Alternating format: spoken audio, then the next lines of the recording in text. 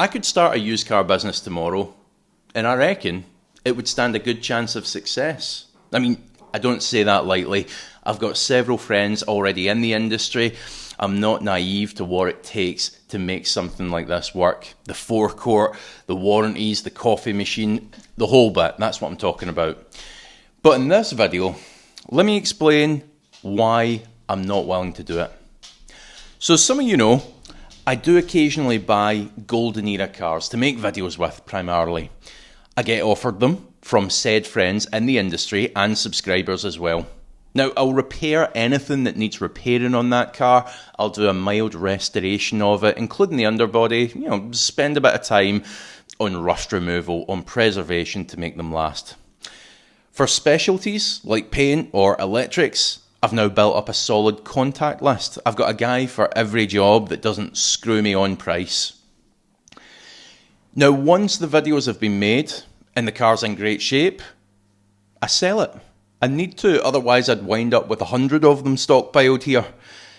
But here's where my case gets quite unique. So I earn a bit of money from the views and sponsorships on those videos, which means I'm never too concerned about the price that the car actually sells for. If I prepped cars in this way and I only had the profit of what they sold for, the profit margin, I wouldn't be in business for very long, because if you tot up the hours and cost of prepping a car to this standard, it's just not commercially viable, which is why dealers generally don't. For me, even if the sale breaks even and a subscriber gets a good car at the end of it, I'm happy with that. That works for me.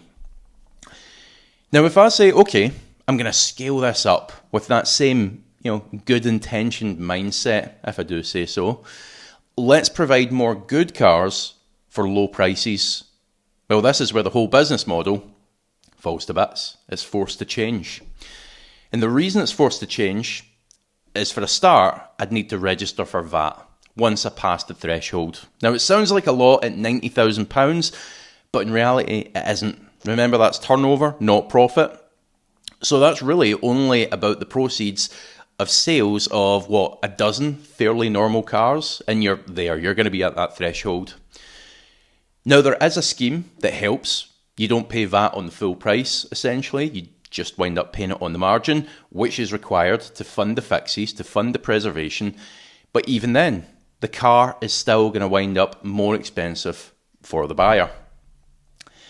The added complication here for me, and again, I realise this is quite specific to what I'm doing, is if I register for VAT, it doesn't just apply to the cars that I sell, even if there's not profit on them.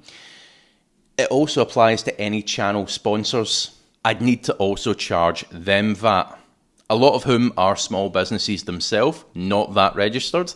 So overnight, I become 20% more expensive to work with, as well as the cars that I'm supplying becoming more expensive as well. Not ideal. Secondly, I'd need a larger premises. So right now I've got a small workshop. I can squeeze in 2 cars, maybe 3 if I shuffle things around. It works, it's cheap. But if I start to scale up, it's not going to cut it. I'd need space for stock. I'd need somewhere to work on them, a lift. And of course, this means more rent, fair enough. But with a bigger site, you're also starting to get into that world of business rates as well. And for those who aren't familiar with that term, business rates, essentially, these are like council tax for businesses, and they can be absolutely eye-watering. Now, since 2023, this is an area that the government have absolutely hammered. For dealerships, the average increase in the last few years has been 39%. Dealerships in the UK now collectively pay over £1 million per day in business rates. A mind-blowing figure just to exist. And whilst exactly what I'd need to pay would depend on the site that I chose and the relief that was granted, again, it's the same old story. I'd need to be charging more for what is the same car. Where tax is proportional to profit, which is fine if there's very little being made anyway, VAT and business rates are not. They demand payment even if you're running at a loss. The only way I could fund them would be to jack up the cost of every car, which completely undoes the whole idea behind what I was trying to do here. See, I've always been incredibly grateful for those of you who click on my videos week in, week out, subscribe, press the like button, share them. I probably don't express that gratitude enough, but believe me, it's appreciated sincerely. And in a way, I've always felt like using my industry contacts, my expertise, to pass back good, well-prepped cars at a low price was a little thing that I could do in return. If you've bought one in the past, please do feel free. Write in the comments what the experience was like. How's the car been? Let others know. And apart from anything else, I enjoy doing it. I enjoy prepping these cars. I thoroughly enjoy meeting many of you who've come and bought them from me. But if I'm forced into VAT and business rates and more tax and energy levies and everything else that comes along with it, it means taking more from you, the buyer, to essentially pay more taxes. So here's where we are. I am intentionally not scaling. Never say never, but at the moment, it's a no. I still purchase cars to drive content. I still sell cars because I can't amass a massive collection of them. As has become clear in this video, I'm sure, I'm going to be pretty restricted to how many I can sell. It likely won't exceed 11, 12 cars this year. And the only place that I announce a car being available is on my mailing list. So if you'd like one of these, then that's where you need to be. I'll add a link in the description below to my website where you can sign up for free and see what I've got in the pipeline as well.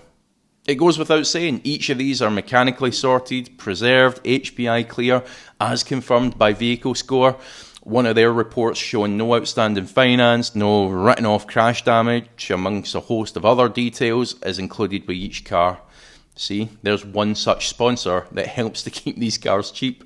You can use their service yourself as well if you're thinking about buying. I'll add a link and the 20% discount that they very kindly provide to all our channel viewers in the description below, along with the website.